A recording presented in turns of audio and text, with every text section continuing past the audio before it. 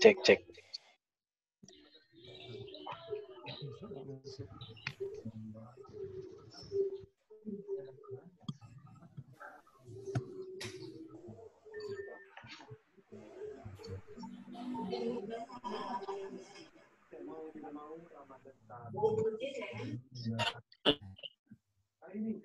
Halo.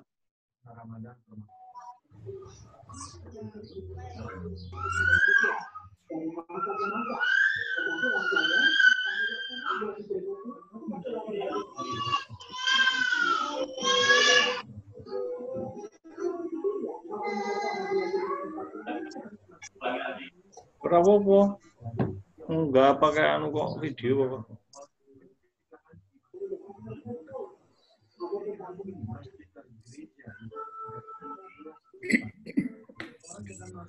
Biologi. Mas ini udah di Mas ya.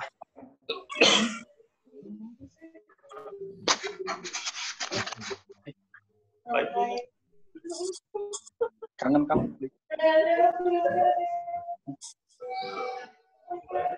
Cek, cek. Cek, cek, cek. Assalamualaikum warahmatullahi wabarakatuh. Waalaikumsalam. Suara saya kedengaran, Bapak Ibu? Dengeran ya? Kedengaran. Mana agak kedengaran? Suara jelas? Alhamdulillah. Baik. Sekali lagi Assalamualaikum warahmatullahi wabarakatuh. Bapak Ibu, para peserta webinar, selamat datang di webinar Museum Geologi untuk pertama kali sore hari ini. Nanti acara kita ini akan dipandu oleh Pak Sofyan, Pak Ivan sebagai moderator, dan narasumber kita nanti Pak Hendra dan juga dari pengamat di Gunung Krakatau. Sebelum acara kita mulai, suara kecil ya? Iya. Suara kedengeran nggak? kurang besar. Pak Ibu. Suaranya kurang besar, Pak. Kurang besar, kurang besar. Bisa yang selain peserta di-mute aja, Pak. Cek.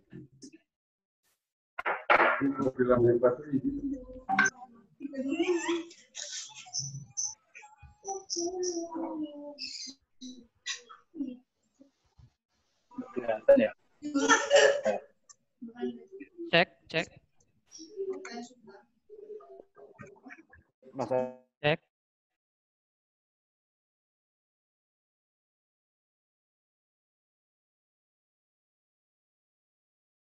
Nanti kita akan mendengarkan paparan tentang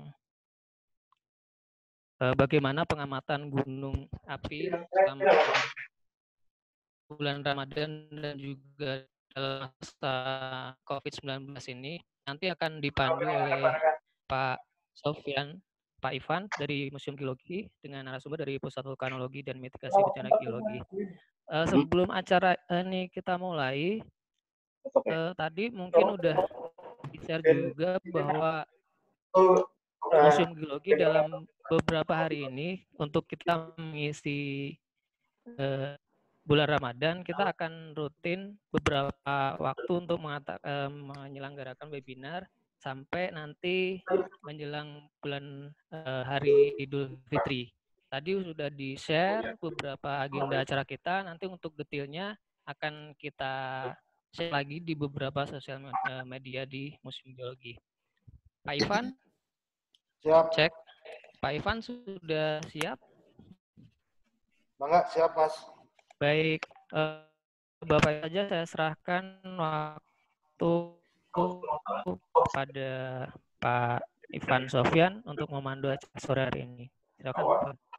Baik, terima kasih Mas Adit. Semuanya, Assalamualaikum warahmatullahi wabarakatuh. Terima kasih atas partisipasinya dalam mengikuti webinar di Museum Geologi ini. Nah, sebelumnya saya ucapkan juga selamat datang kepada para narasumber, yaitu Dr. Insinyur Hendra Gunawan, lalu juga ada Bapak Dene Mardiono dari Pusat Vulkanologi dan Mitigasi Bencana Geologi. Nah, sebelumnya juga saya ucapkan juga ada Pak Kepala Museum, Pak Iwan juga hadir dalam acara ini. Terima kasih Pak Iwan atas supportingnya sehingga dapat terlaksananya kegiatan ini. Sedikit saya jelaskan bahwa kebetulan saya sengaja berada di Museum Geologi, Pak. Di peragaan, salah satu peragaan Museum Geologi yang ada di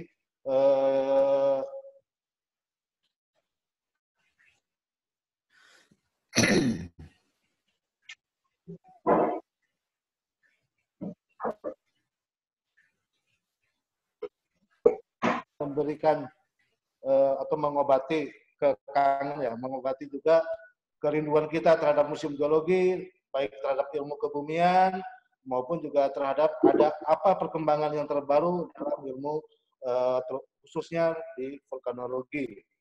Nah, sedikit saya sampaikan terlebih dahulu para pembicara kita ada dua kurikulum vitae-nya. Yang pertama adalah satu Dr. Insinyur Hendra Gunawan. Nah, Dr. Insinyur Hendra Gunawan ini sebagai kepala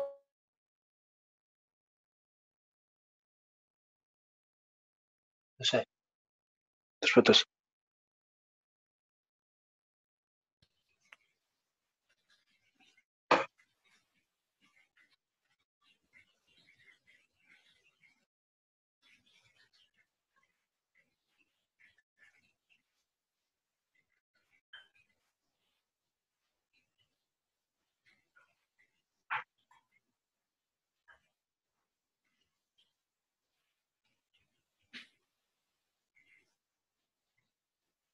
mohon maaf tadi agak terganggu.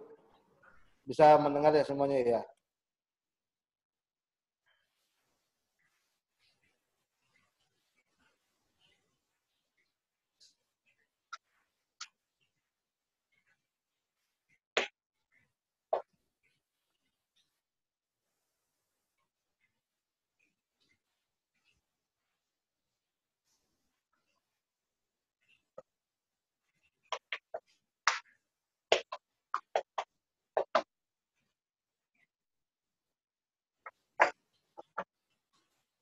Coba aja ke sini, Pak.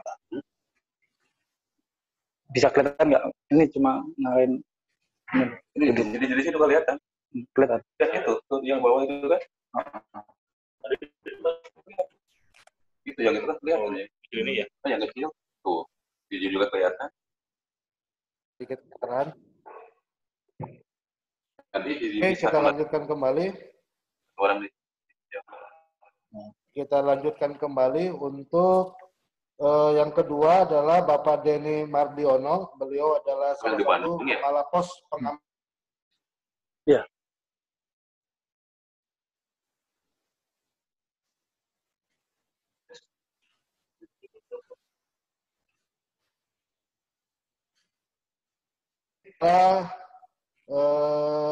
Pendidikan terakhirnya D3, lalu bekerja di Pusat Vulkanologi dan Mitigasi Bencana Geologi sejak tahun 2010 sampai dengan sekarang. Nah, beliaulah yang garda terdepan di dalam melakukan pemantauan mitigasi dan bencana geologi.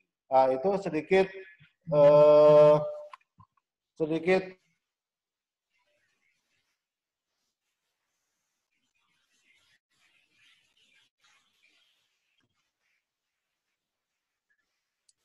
Bisa ganti jaringan nggak nih ya? Punya aku kayaknya ini lelet jaringan yang ini. Gimana caranya ya? Aku nyalain ya?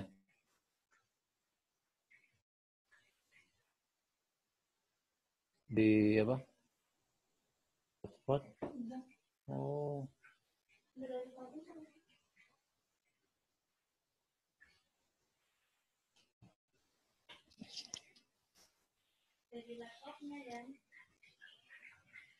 Nah, jaringannya internetnya nggak stabil katanya. Ya, Assalamualaikum. Semuanya bisa dengar suara saya? Bisa. Salam. Halo? Halo semuanya Waalaikumsalam. bisa dengar? Kadang-kadang putus-putus. Putus-putus, Pak. Langsung aja Pak. Ya, Hendra. kadang-kadang putus-putus. Pak Hendra. Pak Hendra bisa langsung aja Pak Hendra. Moderator. Kadang-kadang putus-putus. Museum. Ganti jaringan aja nih gimana? Bisa nggak?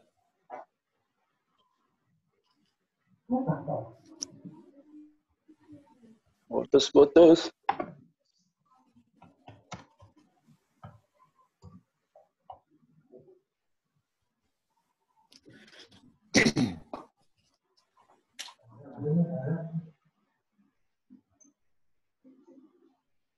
Coba cari Denny Alsyaf. Denny Alsyaf itu kan Mana.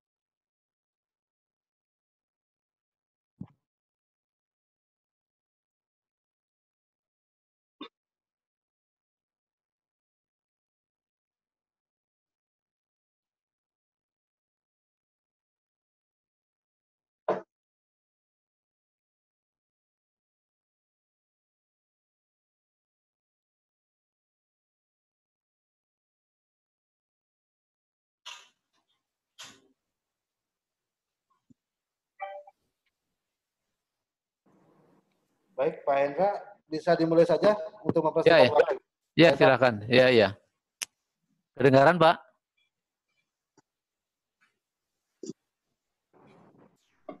Kedengaran Pak Hendra? Ya, terima kasih. Baik. Bisa dimulai saya, Pak Ivan? Bisa, Pak Hendra, silakan dimulai. Ya.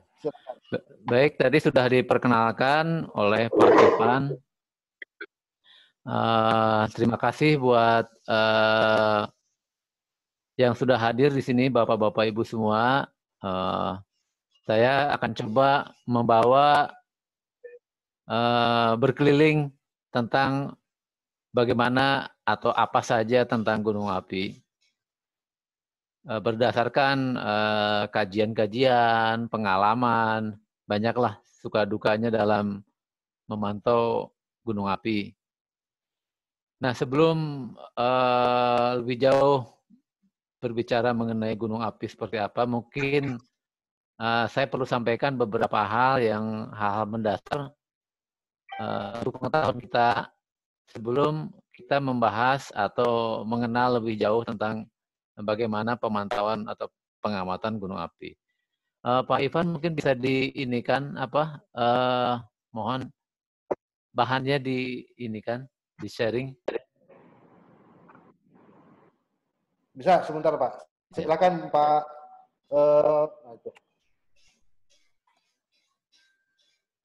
Ya.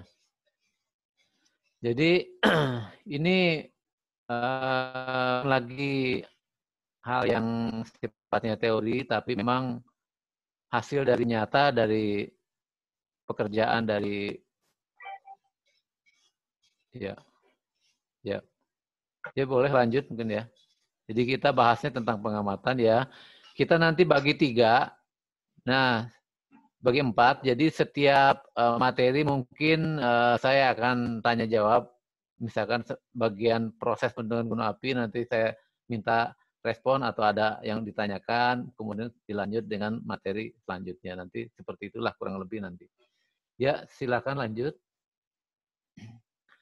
Nah, ini gambar kartun ya. Gambar kartun bahwa di gambar di kiri ini bisa kita lihat skema atau gambaran imajinasi lah bahwa dalam suatu gunung ini saat erupsi ada asap yang membumbung disebut dengan kolom asap. Ada juga guguran lava ya. Bagian puncaknya terlihat ada kawah. Kemudian ada material tepra atau piroklastik jatuhan. Kemudian ada kubah lava. Itu di bagian permukaan. Kemudian juga ada pemarol, ada awan panas. Dan di bawahnya kita lihat ada saluran magma dan ada magma. Nah, yaitu imajinasi. Nah, mungkin lanjut. Bagaimana kita aplikasikan ilmu geologi untuk penyelidikan suatu gunung.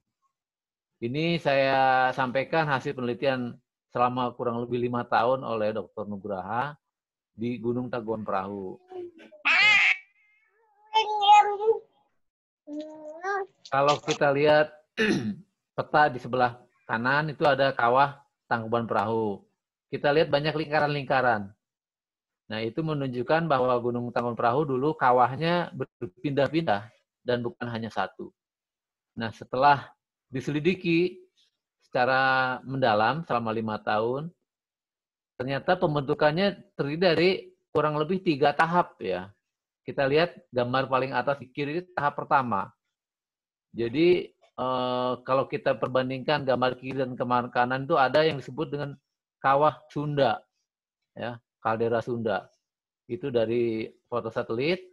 Sedangkan dari konsepnya bisa kita lihat, bisa hasil penelitian itu dulunya ada gunung yang besar, yaitu disebut dengan Pra Sunda, yang warna hijau. Saat itu dulu meletus besar. Meletus besar sehingga ya. Jadi meletus besar memberikan sisa dari kaldera ya, yang gambar tahap awal yang warna hijau. Dan bisa dilihat di foto satelit yang kanan tuh sisanya masih kelihatan ya. Sekarang bahkan diisi oleh air yang disebut dengan situ Lembang. Ya, itu sisa dari kaldera Sunda. Kejadiannya itu kurang lebih 1,5 juta tahun yang lalu. Jadi cukup lama ya. Mungkin manusia belum ada saat itu. Nah, seiring waktu, gunungnya masih aktif. Sehingga tumbuh lagi pada tahap kedua. Tadi Prasunda, sekarang Sunda. Yang warna ungu. Ya. Jadi yang ini. Dan ini sudah diselidiki batuan-batuannya. Bisa dilihat pada peta yang kanan bawah. Kanan bawah ada batuan yang 1,5 juta tahun yang lalu dan batuan yang 0,1 juta tahun lalu yang warna kuning, yaitu dari endapan Sunda. Ya. Jadi kenyataannya seperti itu. Penerapan dari ilmu geologi kita bisa beda-bedakan berdasarkan pemetaan produk yang 0,1 juta tahun yang lalu, 0,5 juta tahun yang lalu, dan kita bisa rekonstruksi bahwa di Gunung Tangkuban Perahu ini terdiri dari tiga tahap. Dan yang terakhir yang warna merah itu yang disebut dengan Kawah Ratu yang paling baru ya, kurang lebih dari 90.000 tahun yang lalu sampai saat ini. Jadi kesimpulannya saat dulu letusannya besar sekali sehingga pelamparan atau distribusi endapannya sangat luas. Kemudian berangsur-angsur menjadi yang tahap 3 adalah letusan freatik. Jadi yang tahun lalu kita saksikan bulan Juni di Gunung Tangkuban Perahu terjadi erupsi freatik, di mana produk-produk letusannya berkisar di sekitar kawah saja. Ya kita nggak tahu ke depan seperti apa, Ini hanya saya memberikan gambaran bahwa suatu gunung mempunyai karakter yang berbeda. Mari kita lihat yang lain. Selanjutnya silakan. Nah, ini salah satu contoh kita melakukan analisis dari laboratorium dari batuan yang dilontarkan oleh suatu erupsi. Ya, ini contoh gunung. Mikroskop elektron. Ya. Selanjutnya ya, terima kasih. Nah, kita coba bandingkan aplikasi ilmu geofisika di gunung yang ada di Amerika Serikat dan di Prancis, di La Souffriere Guadeloupe. Ya. Nah, ini ada seperti X-ray dari gunung. Jadi di La Souffriere ini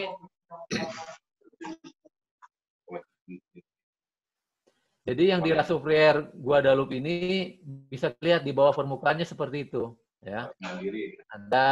Ada batuan yang sudah tersaturasi, ada suhunya sekitar 400 derajat. Ada yang warna merah merupakan alterasi hidrotermal, ya. Di bawah gunung ini semua. Jadi penampang, itu berupa penampang di La Souffriere.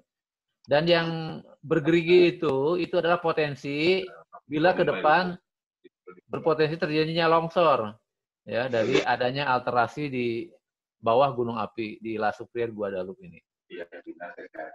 Ya, selanjutnya. Selanjutnya ya. Tadi yang di Amerika Serikat, Mount Rainier, ya, lanjut.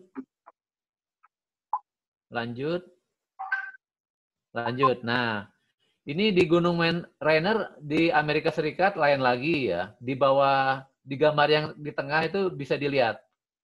Jadi dari hasil survei geofisika, kita bisa bedakan mana-mana batuan yang sudah teralterasi atau yang belum. Ya. Dan ini juga sama, berdasarkan studi ini juga berpotensi, seperti Gunung La Souffriere tadi, berpotensi adanya longsor. Ya, selanjutnya. Nah, ini juga kalau datanya lebih bagus, lebih lengkap, bisa dibuat pemboran sehingga kita bisa tahu berapa suhu dari batuan ataupun fluida yang ada di bawah gunung. Ini yang dekat Mount Rainier yang tadi, sampai kedalaman 1.200 meter ya. Suhunya relatif rendah, masih di paling dalam sekitar masih 70 derajat. Ya, berikutnya. Nah, ini yang lebih menarik, masih di Mount Rainier. Dengan survei metode yang lain, kita bisa bedakan lagi mana yang ada liquid, mana yang ada steam, atau uap, ya. Bisa dipetakan seperti itu dengan metode-metode yang lebih lengkap. Ya, selanjutnya. Ya. Selanjutnya, ya, bisa kita lihat itu perubahan mana yang gas, mana yang air, mana yang udara, ya, itu di bawah gunung. Ya, berikutnya. Nah, tadi di luar negeri ini yang coba kita selidiki di Gunung Anak Rakatau pada sekitar tahun 90-an lah, 90-an pertengahan, ya. Jadi yang kiri ini adalah penelitian dari gaya berat, yang sebelah kanan penelitian dari geomagnet untuk sekitar Gunung Anak Rakatau, Pulau Setung, Pulau Panjang.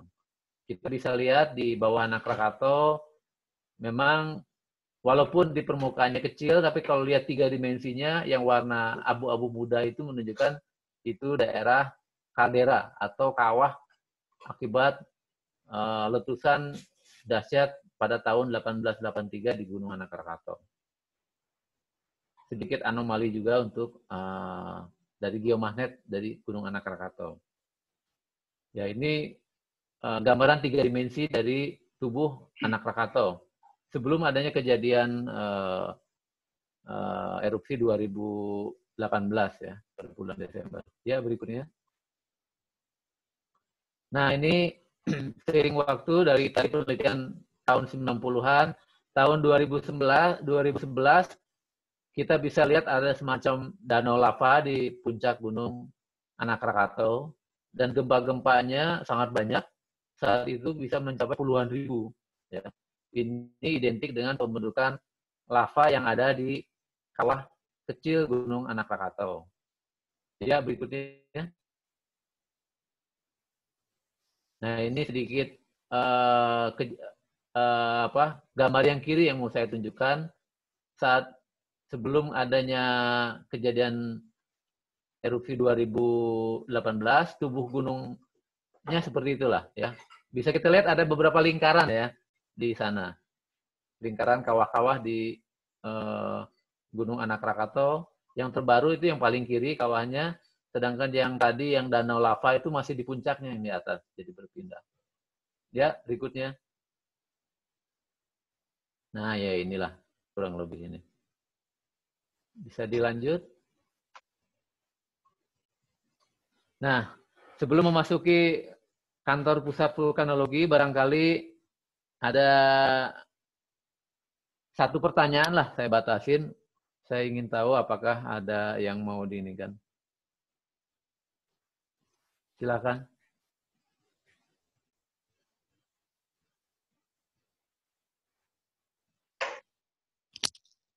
Ya, kalau saya lihat di chat ada yang menanyakan bagaimana mengetahui karakteristik dari suatu gunung. Ini memang pertanyaan bagus ya. Oleh karena itu berkaitan dengan beradanya kantor pusat vulkanologi ini. Jadi di mana kantor ini bukan hanya mendasari pada pekerjaan pemetaan seperti yang dipaparkan sebelumnya, kita justru ingin mengantisipasi bila terjadi suatu erupsi dan bagaimana kita mendelineasi daerah-daerah bahaya. Nah, untuk itu kita tentu harus mengkarakterisasi gunung-gunung yang ada di Indonesia. Nah, seperti inilah jadi kantor vulkanologi itu awalnya berdiri tahun 1919. Itu masih pemantauan lah istilahnya akibat adanya erupsi Gunung Kelut oleh pemerintah kolonial saat itu ya, Jabatan Geologi. Kemudian berubah lagi 1922 dan Dinas Gunung Berapi mulai tahun 1945. Pada foto ini presiden pertama RI, Presiden Soekarno yang meninjau di pos Babadan Gunung Merapi saat itu, tahun 55 kalau tidak salah. Nah, kemudian pernah juga tahun 78 menjadi Direktorat Vulkanologi. Sampai mulai tahun 2005 menjadi PVMBG, Pusat Vulkanologi dan Mitigasi Bencana Geologi. Nah, inilah tugas-tugasnya, yaitu penetapan status. Tadi sudah sampaikan bahwa kita harus mengkarakterisasi setiap gunung sehingga kita bisa menetapkan status sebagai peringatan dini dalam mitigasi gunung api. Kemudian kalau sudah memberikan peringatan dini, kita memberikan rekomendasi ya ke pemerintah daerah atau radius mana saja yang berpotensi terlanda bila gunung ini erupsi. Ya, tentu saja kita melakukan penelitian, pemetaan, dan monitoring. Ya, selanjutnya. Nah, ini jadi sejak tahun lalu kita sudah, bahkan sejak 2 tahun lalu kita sudah melakukan renovasi pos-pos sehingga lebih representatif lah sebagai pos pengamatan gunung api. Ini contoh untuk pos pengamatan Gunung Api Agung yang sudah direnov pada tahun 2018, akhir 2018, sehingga bisa kemudian pos pengamatan Gunung Anak Krakatau yang gambar yang bawah ya, itu Anak Krakatau. Dan itu ada peta-peta, itu alat-alat ya, nanti saya akan bahas. Ya, selanjutnya. Nah, PR dari PVMBG ini banyak. Tadi ada contoh pos pengamatan 3, Gunung Agung, Gunung Ijen, Gunung Anak Krakatau. Sebetulnya ada 127 gunung api aktif di Indonesia. Hanya yang dipantau itu ada kurang lebih yang tipe A ya, yang aktif itu yang tipe A ada 77 gunung seluruh Indonesia. Yang warna merah ya. Itu yang diamati sampai saat ini ada sekitar 74 gunung oleh pos-pos yang ada di dekat gunung api di seluruh Indonesia. Ya, selanjutnya. Nah ini, jadi sekarang kita menggabungkan metode-metode atau alat kegempaan, alat dari metode geologi, alat dari geokimia, alat dari remote sensing, deformasi. Ini kita padukan semua untuk membuat karakterisasi setiap gunung ya. Sehingga pertanyaan yang tadi disampaikan bagus, bagaimana kita mengetahui karakteristik setiap gunung ya dengan metode-metode ini. Hanya pertanyaan terakhir saya lihat tadi ada yang menanyakan untuk bawah laut. Ini memang pertanyaan bagus sekali. Kita belajar dari kejadian adanya tsunami di Selat Sunda tahun 2018. Kita sudah melakukan kerjasama dengan BMKG dan BPPT untuk menghadapi potensi tsunami bawah laut akibat gunung api. Memang ini teknologinya sangat canggih ya, terbaru, dengan harganya sangat-sangat mahal.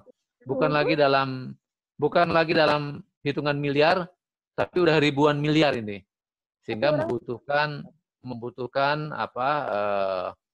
kerja yang besar dan proyek yang besar.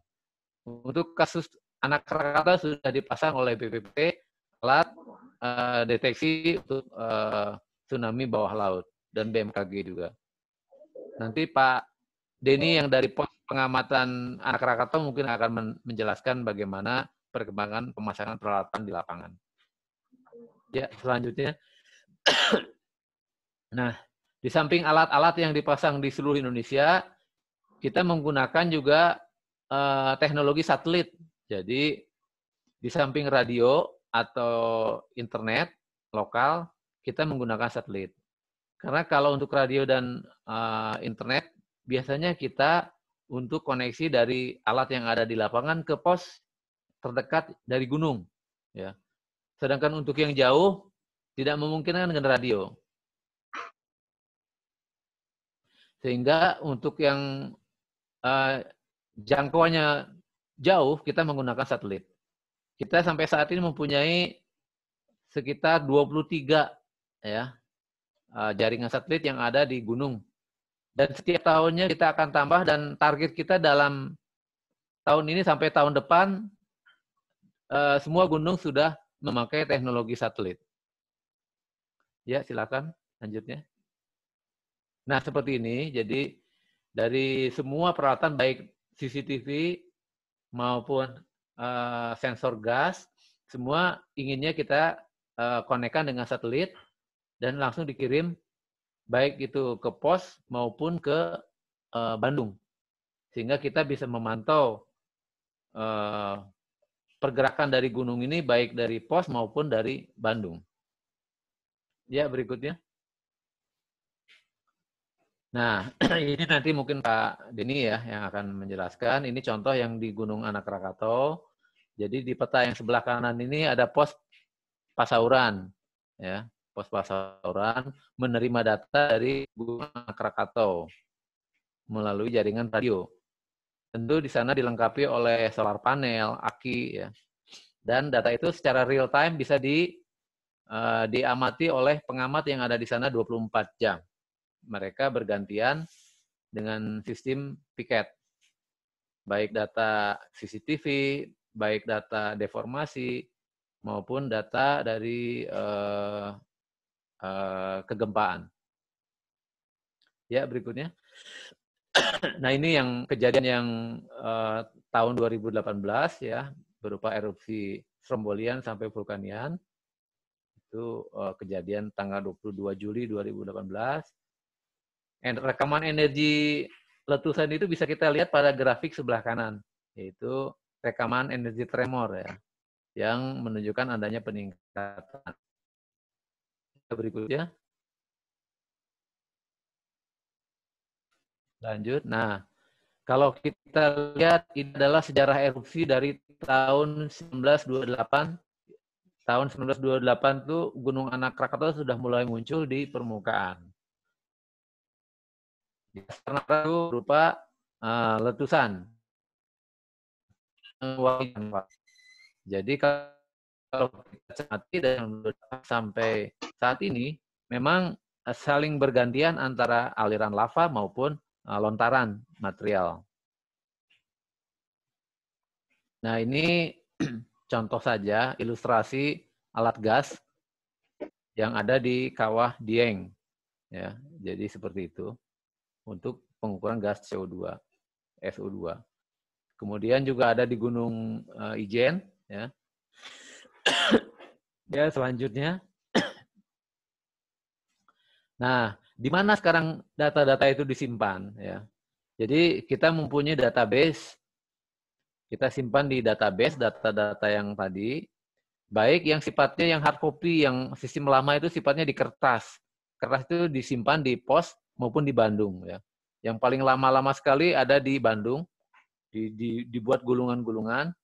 Sedangkan yang sudah digital kita simpan dalam database.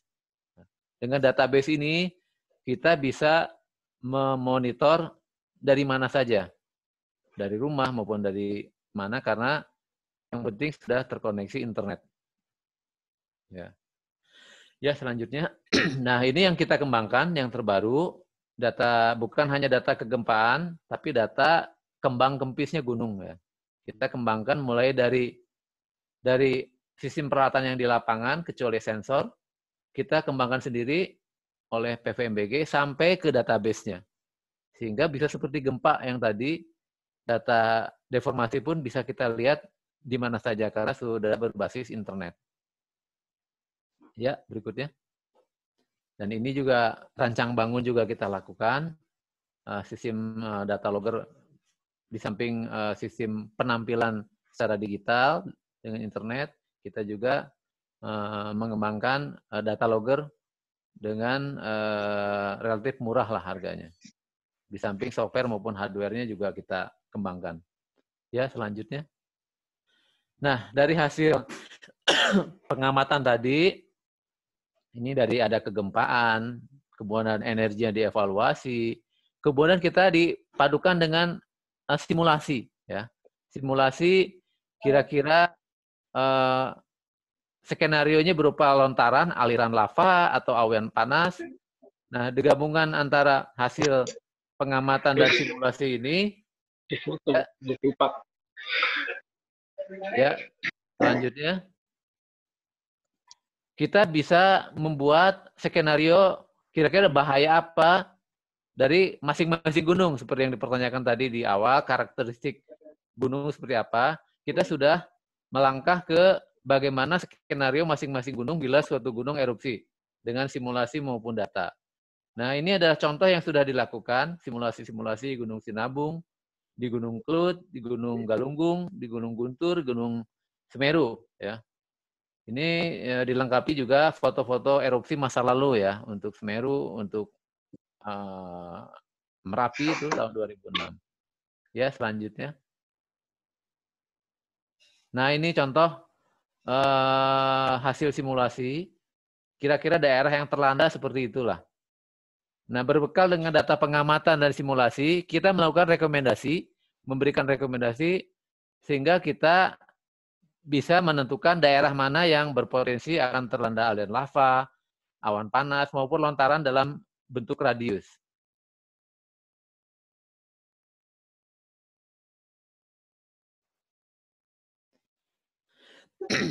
Nah, ada yang menanyakan juga tentang kontingensi, betul. Jadi, kontingensi ini juga kita melakukan dasarnya dari simulasi tadi, jadi data pengamatan dan simulasi tadi, ini bisa dibuat skenario untuk membuat rencana kontingensi. Adapun pertanyaan yang terakhir tadi menanyakan alat-alat yang lama, betul. Alat yang lama sekarang sudah perlahan-lahan memang sudah rusak dan tidak ada lagi regenerasinya, sehingga perlahan tapi pasti sudah digantikan ke alat-alat yang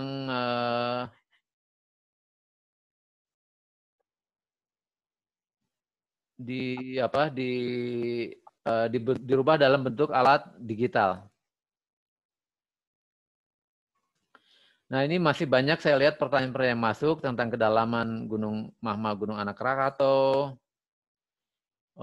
Dan simulasi. Mohon maaf untuk simulasi ini memang keperluannya sifatnya internal dan lebih ke riset. Karena kita dari kantor ini hanya bisa menyampaikan dalam bentuk rekomendasi saja. Artinya dalam rekomendasi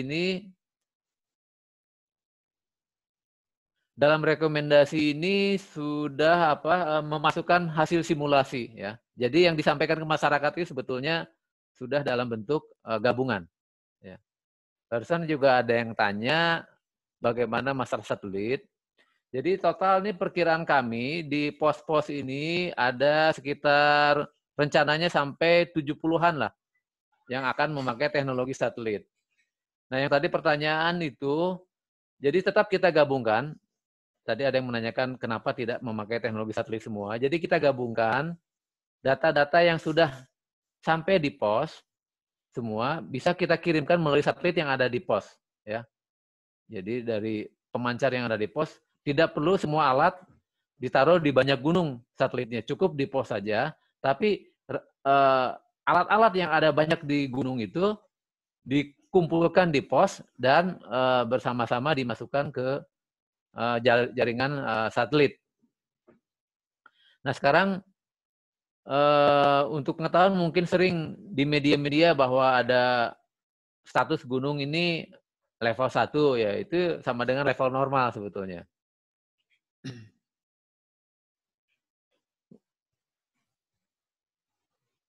Nah, dengan level normal ini apa sih kriterianya level normal?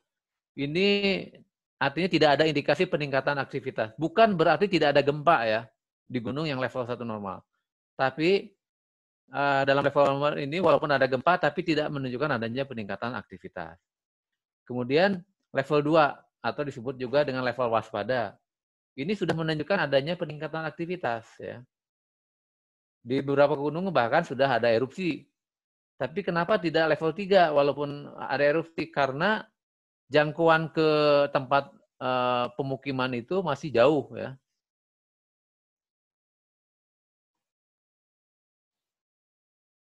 Ya.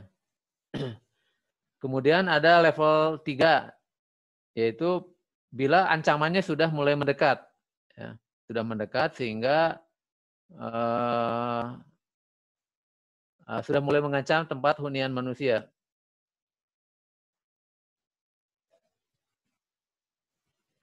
Kemudian yang paling bahaya ada level 4 atau awas. Ya. Itu kalau erupsi ini sudah mengancam tempat pemukiman penduduk yang letaknya lumayan jauh aja sudah terancam. Kita masuk ke dalam level 4.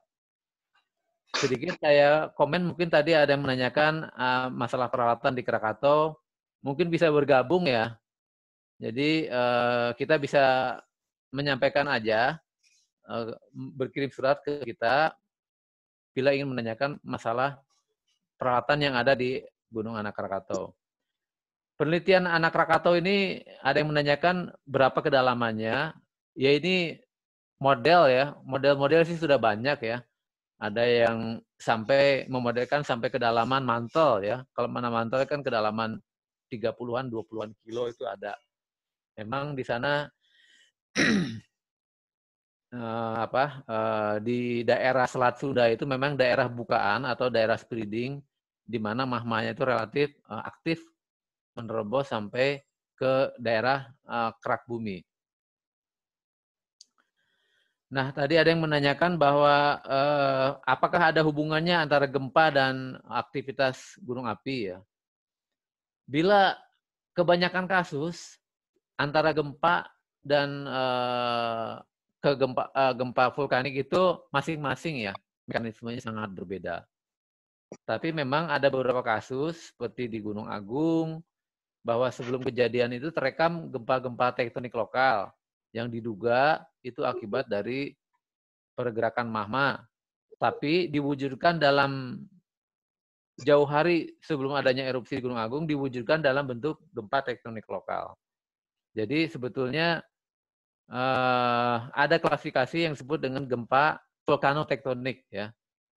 Ini gempa yang mirip seperti gempa tektonik tapi diakibatkan oleh aktivitas dari magma yang naik ke permukaan. Tapi jauh sebelum adanya erupsi dan bahkan tidak ada erupsi ya. Magma naik belum tentu ada erupsi.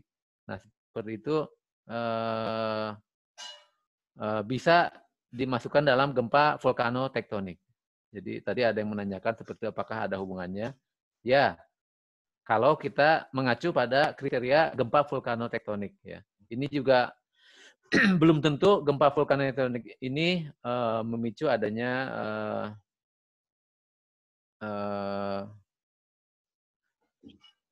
adanya. Nah, ini masih banyak pertanyaan, mungkin nanti saya lanjutkan. Sekarang lanjut ke paparan ya berikutnya. Nah, jadi disimpulkan atau diresumkan seperti inilah ya. Untuk gunung api saat ini di Indonesia tidak ada yang dalam level awas, tapi ada 3 gunung dalam level siaga atau level 3. Dan ada 16 gunung dalam level waspada. Sisanya ada 49 gunung dalam level normal. Ya, berikutnya. Nah, jadi untuk informasi umum tadi, tapi bukan data yang sifatnya internal, bisa dilihat di aplikasi Magma Indonesia ya. Itu ada di Google Play-nya. Jadi tampilannya seperti itu, ada gunung-gunung yang warna-warni itu menunjukkan level kuning atau level 2, yang ungu itu level yang oranye itu level 3, tapi tidak ada yang level awas. Ya, sisanya yang warna hijau level normal atau level 1. Bila diklik segitiga gunung itu ada informasi harian. Nah, itu yang dimasukkan oleh pengamat ke dalam database Magma sehingga masyarakat bisa mengikuti bahwa gunung-gunung ini dalam level apa kondisi kegempaannya. Ya, berikutnya. Nah, ini bagian terima kasih nih Pak Iwan, Pak Ivan. Jadi seperti inilah kegiatan, salah satu kegiatan dari PVMB gitu, melakukan sosialisasi. Jadi ini ajang yang bagus untuk menyampaikan apa-apa yang ada dalam PVMBG ini. Mungkin itu ya Pak Ivan. Terima kasih. Baik. Terima kasih Pak Hendra, sebuah paparan yang cukup menarik dan membuka pandangan kita. Tadi juga ada banyak Pak pertanyaan mengenai dentuman juga Pak. Mungkin nanti bisa dijawab Pak ya. Sebelum kita melanjutkan juga saya sampaikan tadi nanti ada door prize ya. Kita kirim 10 kaos Museum Geologi akan melawan COVID. Nah, jadi saya juga berada di Museum Geologi. Museum Geologi ini clear, aman. Terima kasih Pak Kepala Museum, sangat perhatian sekali kepada personel-personel yang ada. Jadi di museum itu selama 4 hari sekali kita semprot disinfektan. Nah, kebetulan saya itu berada di belakang saya ini adalah corner gunung api.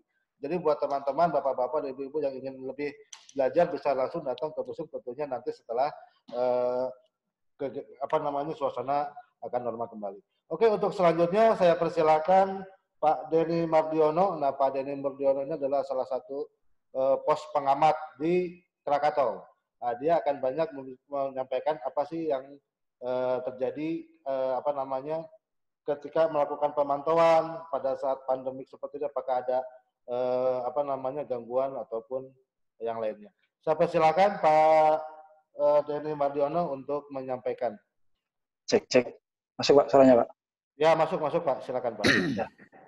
Ya, terima kasih atas kesempatan sore ini menunggu berbuka puasa. Sebelumnya, Assalamualaikum warahmatullahi wabarakatuh.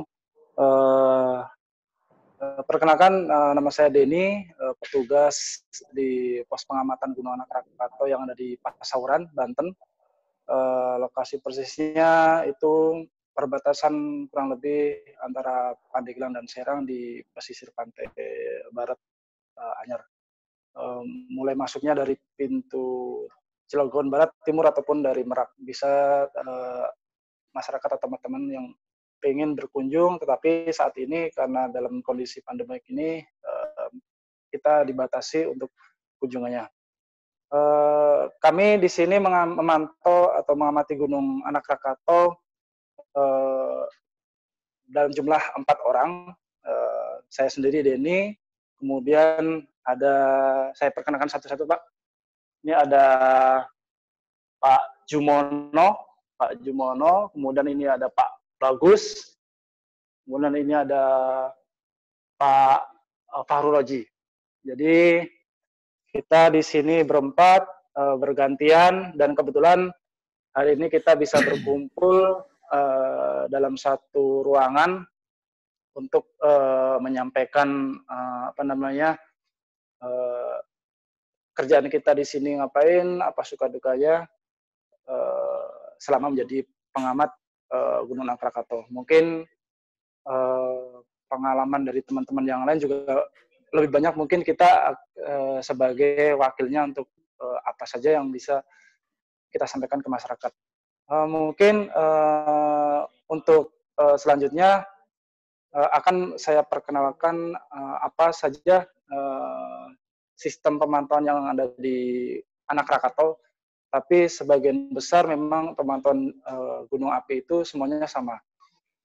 Itu secara visual dan instrumentasi. Untuk secara visual ya kita secara langsung ataupun menggunakan CCTV, kemudian ada alat teropongnya. Kemudian untuk instrumentasi kita ada pemasangan alat yang ada di gunung api di Anak Rakatau itu sendiri. Kemudian ada yang di pos untuk sebagai penerimanya.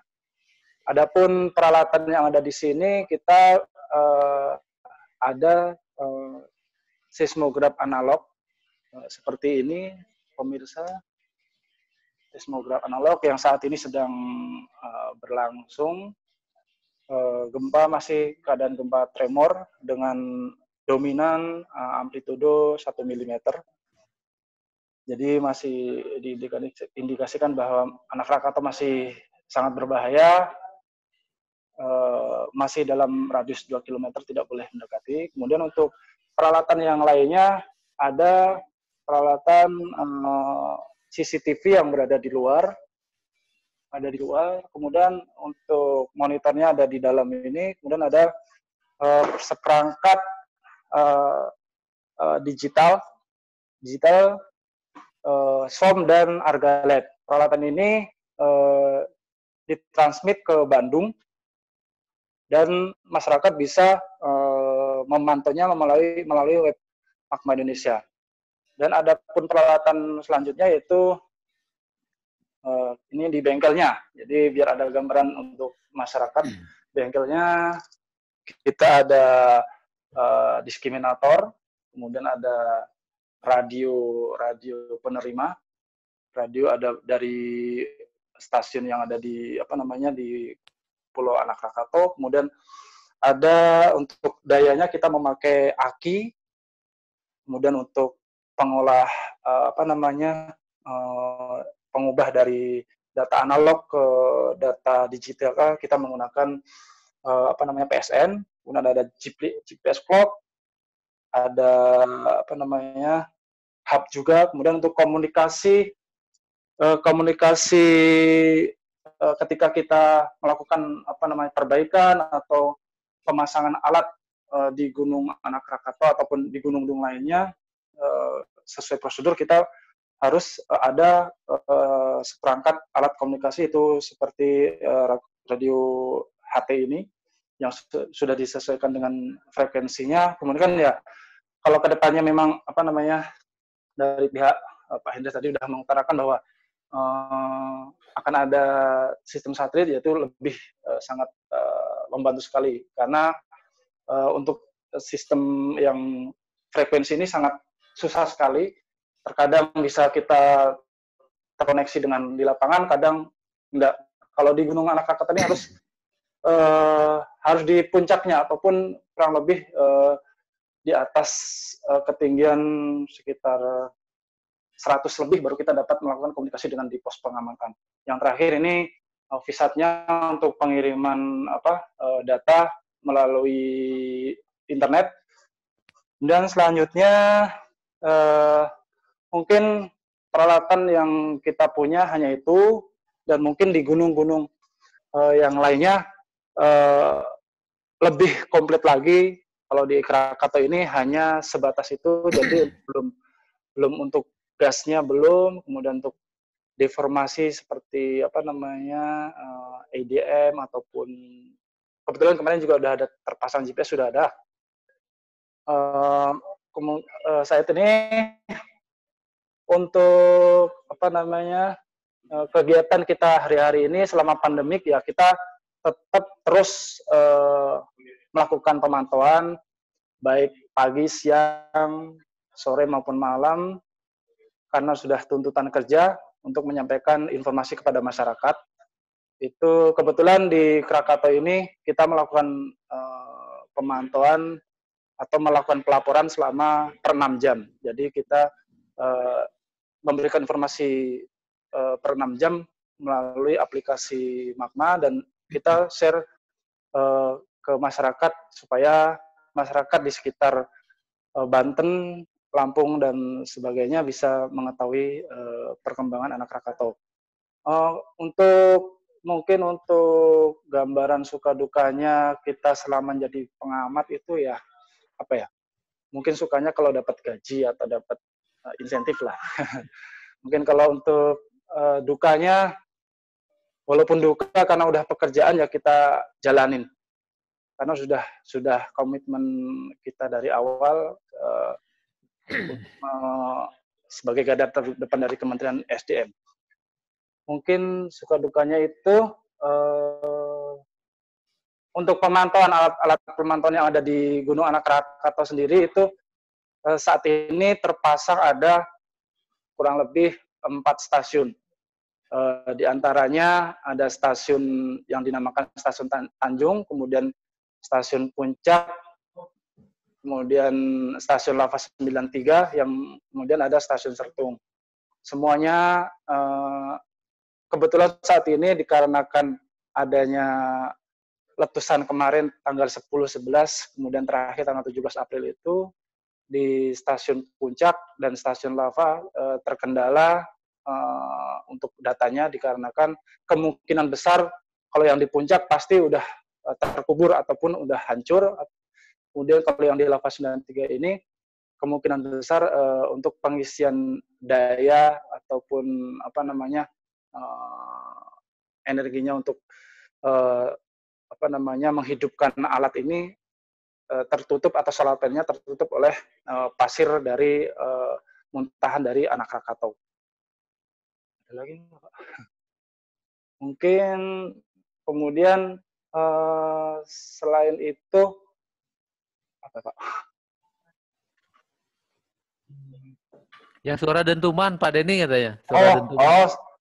Untuk suara dentuman sebenarnya kalau untuk Krakatau ini dari selama saya bertugas di sini 2010 kemudian letusan 2012 ya 12 itu memang terdengar setiap dentuman terdengar, cuma pada tahun 2018 kemarin tanggal 10 tahun 2020 itu 10, 11 sampai 17 April itu kami tidak mendengar suara dentuman sama sekali.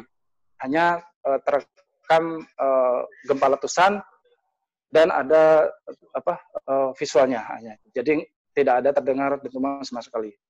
Begitu Pak Hendra. Puasa nggak Pak? Puasa nggak Pak? Sambil mengamati. Kalau alhamdulillah ada semenjak puasa pertama hingga sekarang tidak bolong dan insya Allah terus sampai akhir bulan. Alhamdulillah. Alhamdulillah. Amin. Gimana dengan adanya COVID itu Pak? Jadi kalau tidak salah kan pos itu juga menjadi info center ya bagi masyarakat yang ingin mengetahui ya. Nah, untuk COVID ini apakah ada regulasinya nggak? Apakah dibatasi yang ingin bertanya atau apa di setiap pos? Ya, sesuai rekomendasi dari kantor pusat vulkanologi, kami juga sudah ada surat edaran dan memang dibatasi untuk pengunjung. Kemungkinan besar tidak boleh masuk dikarenakan ya itu tadi untuk menjaga-jaga supaya kita tidak terpapar ataupun amit-amit lah, jangan sampai lah. Kita hanya menjaga-jaga diri, dan alhamdulillah dari pihak kantor sudah memberikan vitamin supaya teman-teman pengamat sini juga lebih sehat lagi, lebih bergairah lagi untuk bisa melayani masyarakat dengan baik begitu, Pak. Pak, itu ada pertanyaan dari Pak Subhan, pernah sampai nggak mau kerja nggak pada saat pemantauan kalau aktivitasnya lagi meningkat? Itu ada pertanyaan, Pak. Pernah takut sampai nggak mau untuk kerja?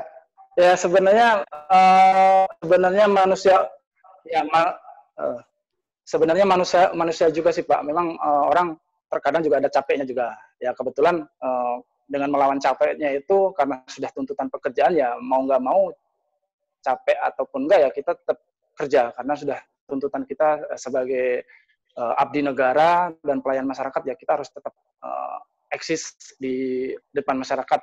Walaupun itu capek apapun, ya kita udah ada sistem tiket, kita tetap hadapi masyarakat atau media dengan secara gentle lah gitu.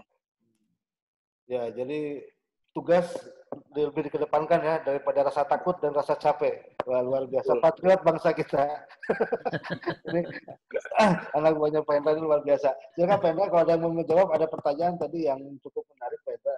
Yang mengatakan tadi siapa yang menentukan level awas dan waspada dan siaga itu, Pak? Tadi ada pertanyaan itu, Pak. Ya, ya.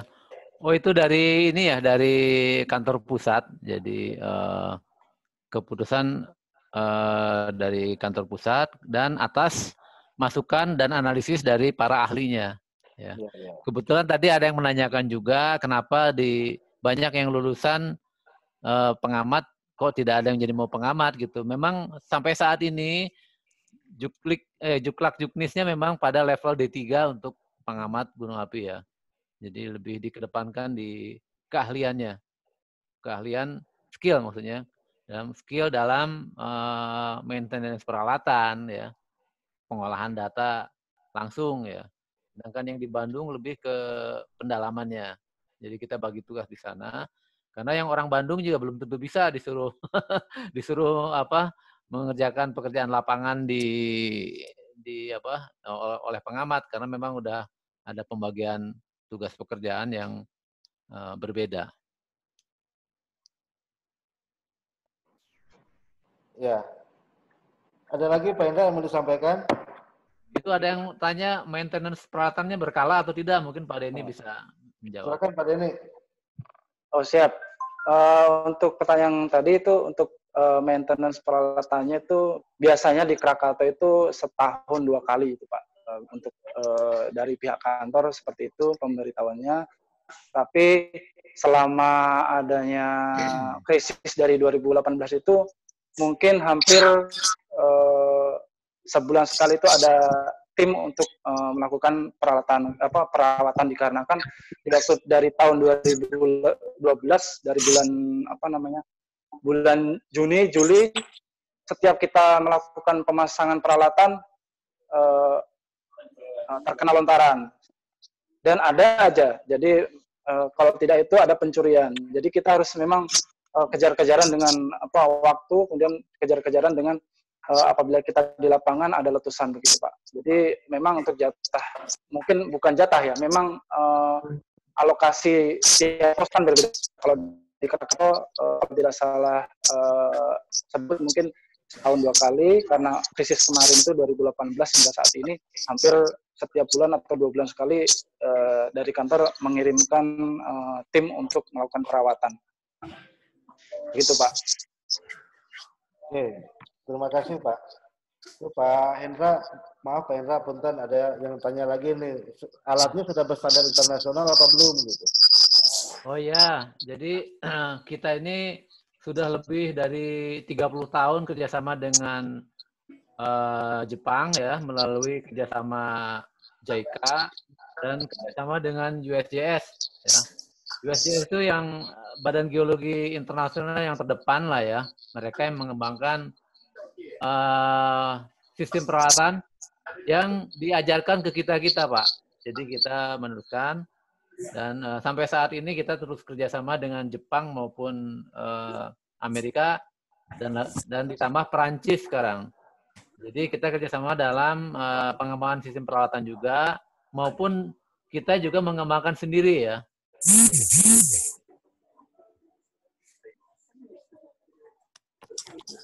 Oke, terima kasih Pak Indra. Ada lagi yang mau disampaikan? Oh ya, nanti di terakhir ya saya mohon Pak Indra bisa memberikan beberapa pertanyaan kepada para audiens. Nanti para audiens pun juga tinggal mengetik aja jawabannya.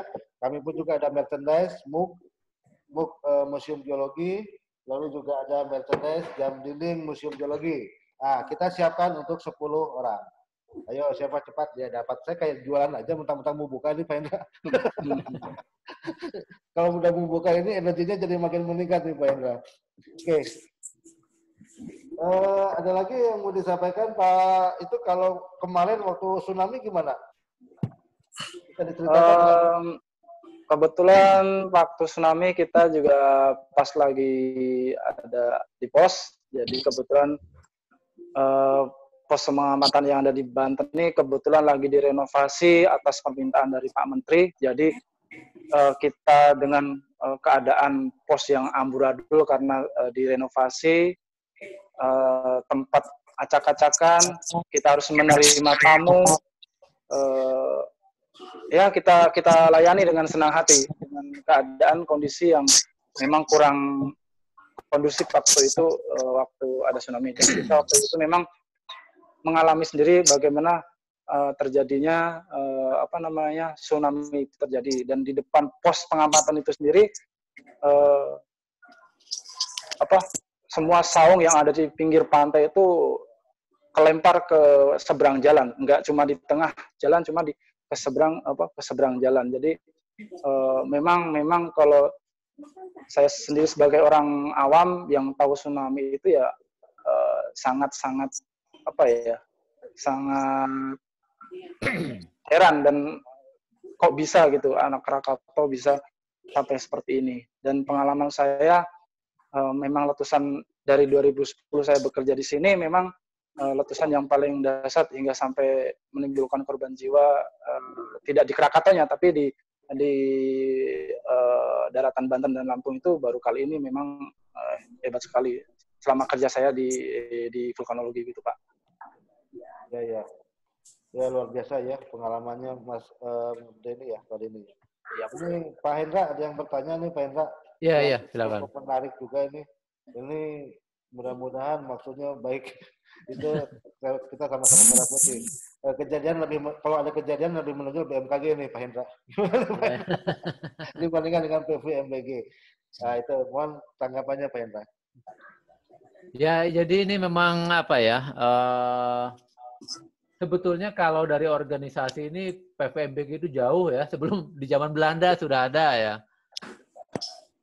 Hanya kalau ingat gunung api meletus, orang ingat Direktorat Vulkanologi atau PVMBG. Hanya kalau ingat gempa, pasti orang ingatnya BMKG ya. Nah, dengan adanya Badan Geologi, sebetulnya sudah disampaikan Pak Ivan bahwa PVMBG itu di Badan Geologi ya. Jadi setiap pertemuan ini, saya juga bingung nih, setiap pertemuan atau setiap sosialisasi, koordinasi bahwa Badan Geologi akan mengurusi gunung api meletus ya. Kita sebutkan Badan Geologi ya. Detik itu juga kita sebutkan, respon dari masyarakat langsung, oh Badan Meteorologi katanya. Itu kenyataannya seperti itu Pak. Kita jelas bilang ini Badan Geologi, mereka langsung menyimpulkan, oh BMKG ya katanya. Iya. Selalu begitu Pak. Ya, itu mungkin sama ya seperti kita, ini mohon maaf bukan menyebutkan merek ya, beli Indomie mereknya Supermi katanya gitu ya. Belinya Indomie mereknya Sarimi kan gitu ya, sama aja itu padahal. Ya memang buat masyarakat mungkin membingungkan tuh Pak Ivan antara Badan Geologi, Badan Meteorologi, Badan Geologi dan BMKG masih bingung gitu. Betul Pak. Ya.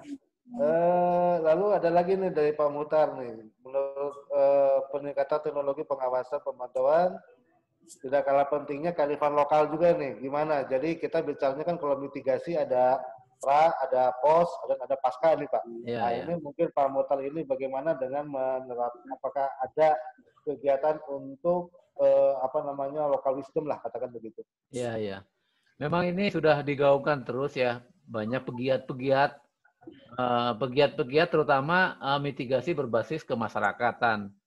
Sehingga dibentuklah ada yang disebut dengan desa tangguh bencana ya. Bahkan sekarang sudah dievaluasi lagi. Tidak cukup hanya dengan desa tangguh bencana, tapi keluarga tangguh bencana ya. Katana. Karena begini ceritanya. Kenapa tidak cukup dengan desa? Kadang-kadang saat ada kejadian erupsi yang berakibat bencana, anggota keluarga satu rumah pun bingung itu Pak Ivan. Ya. Ada anggota keluarganya yang lagi di kampung sebelah, ada yang di mana, mereka saling mencari, mereka belum punya SOP untuk itu.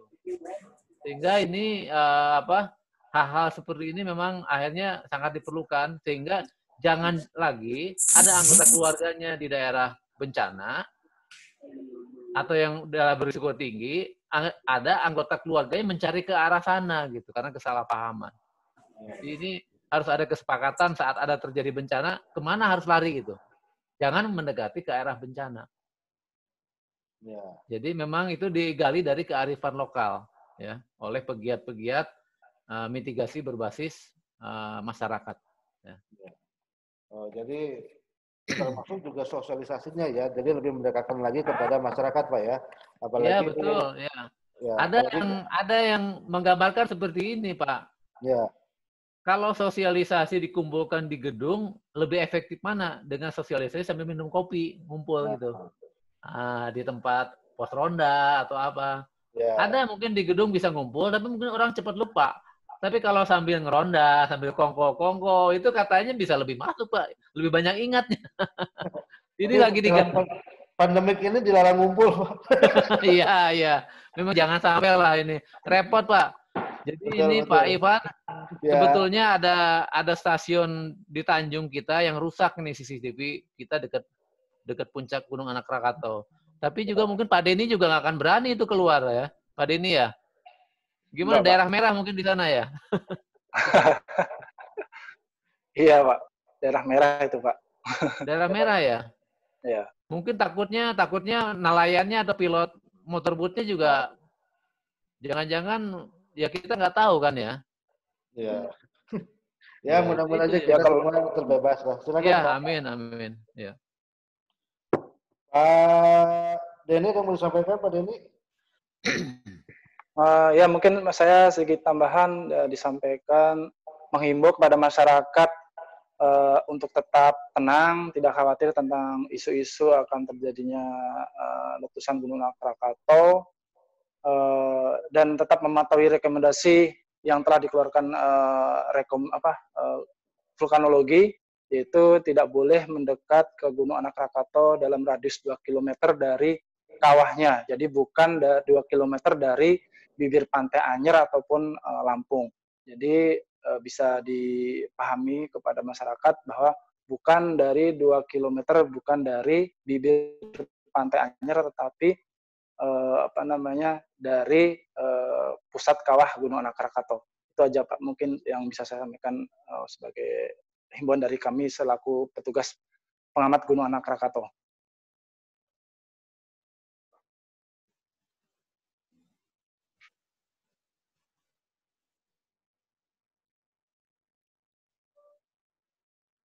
Cek.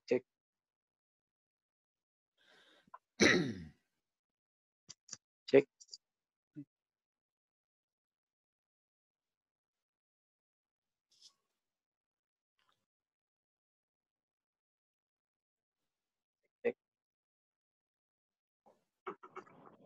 Kita sudah di akhir penghujung acara. Ada lagi kawan-kawan yang mau disampaikan? Kalau tidak ada lagi, Pak Hendra, silakan untuk memberikan pertanyaan. Kita akan bagi-bagi kaos seperti yang saya pakai ini. Saya promosi terus ya. Lalu juga ada mug, lalu juga ada jam dinding. Nanti kita kirim via paket ya. Kita kirim ke alamatnya. Nanti yang menang silakan nanti konfirmasi ke petugas kami untuk alamatnya. Silakan Pak Hendra, 5 pertanyaan ada. Yang gampang-gampang aja Pak Hendra, kasihan. Ya satu lah. Satu pertanyaan dari saya. Ya. Mana yang potensi bahayanya lebih tinggi bila gunung sedang aktif? Apakah level 1, apakah level 2, apa level 3, apa level 4? Mana yang lebih berbahaya? Potensi bahayanya dari masing-masing level itu. Wow, cepat ini. Dari Pak Jimmy. Habis kaosnya, Pak. Habis kaosnya. Habis kaosnya, ya, nggak apa-apa. Dari Pak Jimmy ya, ini tolong dicatat ya panitia, Pak Jimmy yang duluan ini. Dia sambil bertanya soal. Cuma level 2 itu seblak itu.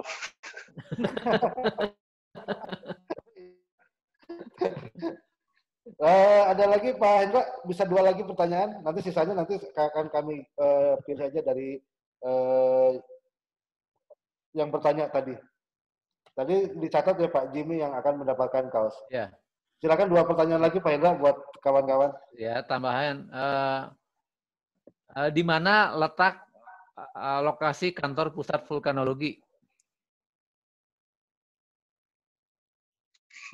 Bandung. Kebanyakan Bandung. Ada yang lebih tepat. Oh Pak Nizwaril. Pak Nizwaril ini yang duluan Jalan Diponegoro nomor 57 Bandung. Betul. Jadi pusat vulkanologi ini sebenarnya satu kompleks dengan museum geologi. Orang lebih biasanya orang lebih taunya orang Bandung sendiri lebih taunya museum geologi. Padahal di kompleks ini ada museum geologi, ada pusat vulkanologi dan mitigasi bencana geologi, ada pusat survei geologi, lalu ada juga pusat air tanah dan geologi tata lingkungan. Nah ini juga jadi pengetahuan lagi. Silakan Pak Hendra, satu lagi tadi tolong dicatat ya Pak petugas kami ya, dicatat tadi yang dapat siapa. Lalu silakan satu lagi Pak Hendra. Satu lagi ya. Sebutkan satu saja tugas dari pengamat gunung api. Satu aja, 1 poin. Nah, Pak Dani nulis nama sendiri. Tugasnya ya? Oh, tugasnya tuh. Ya. Wah banyak tuh, bagus-bagus jawabannya. Iya, sekarang Pak Hendra gantian. Pak Hendra yang milih siapa yang menang gitu. Pak Hendra yang milih siapa yang menang. Kocok.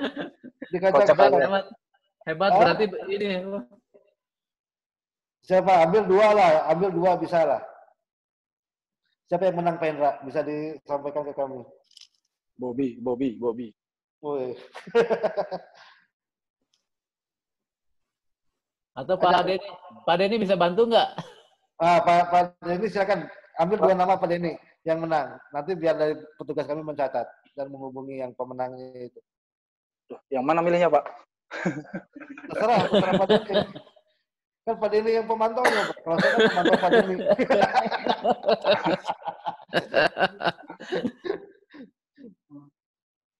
Coba Pak Denny silakan. Apa nih? Milih pemenang.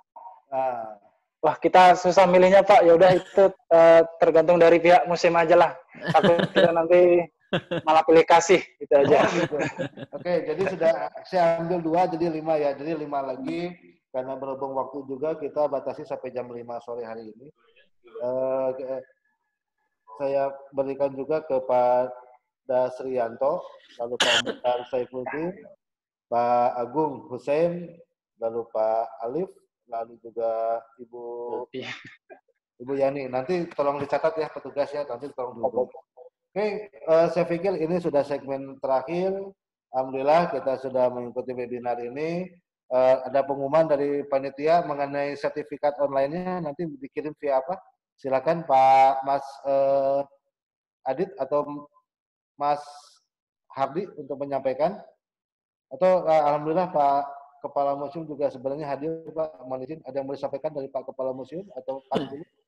Kita masih ada waktu. Ya, terima kasih Pak Ipan. Assalamualaikum warahmatullahi wabarakatuh. Waalaikumsalam, Pak Iwan. Ya, terima kasih Pak Hendra nih atas share ilmunya dan begitu juga ke Pak Denny. Dan Sami-sami, terima Pak. kasih Pak Ivan yang membuat satu program ini 1 minggu ke depan. Kita akan adanya satu pertemuan setiap jam 3:30. Mudah-mudahan ke depannya untuk Museum Geologi bisa memberikan sesuatu yang lebih dengan situasi COVID-19 ini. Mungkin itu yang dapat saya sampaikan, dan terima kasih Pak Ivan sekali lagi ke seksi edukasi. Terima kasih. Assalamualaikum warahmatullahi wabarakatuh. Waalaikumsalam. Baik, terima kasih Pak Kepala Museum. Satu lagi pengumuman aja Pak untuk nanti webinar selanjutnya itu adalah komunikasi dengan anak bertanya dengan judul mana ya tadi ini, mempopulerkan sains kepada anak-anak. Nah, ini memperkasar kepada anak-anak. Jadi ini sebenarnya peruntukannya bagi orang tua. Bagaimana sih kita itu? Kenapa kita ini macam-macam? Mohon izin saya sampaikan bahwa museum itu juga melayani Pak dari mulai anak TK sampai kepada para profesor. Melayani skala lainnya luas gitu. Sehingga kami berupaya ingin membuat keseluruhan itu terpuaskan lah, katakan seperti itu. Jadi nanti hari Rabu itu kami kerjasama dengan anak bertanya, ini sangat menarik juga. Jadi bagaimana sih cara-cara kita memberikan, mempopulerkan sains. Jadi sains itu jangan dianggap sebagai yang ketakutan. Lalu juga nanti hari Kamisnya ada mengenai air tanah nih. Nah, ada corner kita mengenai air tanah di sayap sebelah barat. Lalu hari Jumatnya nanti ada ilmu geologi dalam Al-Quran. Dan seperti biasa kita selalu bagi-bagi hadiah juga.